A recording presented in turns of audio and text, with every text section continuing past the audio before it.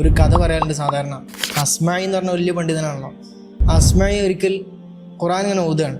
വസ്സാരിഖു വസ്സാരിഖത്തു ഫഖ്തഉ അയ്ദിയഹുമാ ജസാഅൻ ബിമാ കസബാ നകാലൻ മിനല്ലാഹി വല്ലാഹു ഗഫൂറുർ റഹീം.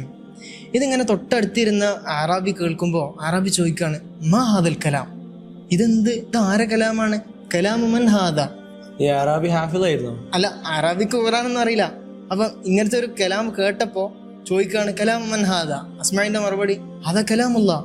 അപ്പോൾ അവിടുന്ന് ആ അറാബി പറയാണ്, ലൈസ ഹാദ കലാമുല്ലാ, ഇങ്ങനെ ഉണ്ടാവൂല, കലാമുള്ള ഇങ്ങനെ ഉണ്ടാവൂല. അപ്പൊ സംഭവം എന്താന്ന് വെച്ചാല്, ഹാഫിളല്ലാത്ത ഒരാൾക്ക് ഇപ്പൊ ഈ ആയത്ത് കേട്ടാൽ ഇതിൽ തെറ്റെന്താന്ന് മനസ്സിലാവൂല. ശരിക്കും അവിടെ വല്ലാഹു ഗഫൂറുർ റഹീം എന്ന് പറയാൻ പാടില്ല. കാരണം കട്ടെടുത്താൽ അവന്റെ ശിക്ഷ ഇങ്ങനെ വിശദീകരിച്ച് വരാം. എന്നിട്ട് പിന്നെ അല്ലാഹു ഗഫൂറുർ റഹീം ആണെന്ന് പറഞ്ഞാൽ ആ കോണ്ടെക്സ്റ്റിനോട് യോജിക്കണില്ല.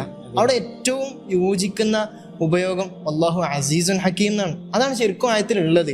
അപ്പൊ അറിയാതെ അസ്മായി ഓതിപ്പോയപ്പോ ഖുർആൻ ഒന്നും അറിയാത്ത ആ അറാബി അത് പിടികൂടുകയാണ് ചെയ്തത്. അപ്പൊ ഏറ്റവും സ്യൂട്ടായ പദം ഖുർആൻ ഉപയോഗിക്കുന്നു. അപ്പൊ അറബികൾക്ക് അത് മനസ്സിലാക്കാൻ സാധിക്കുന്നു എന്നുള്ളതാണ്.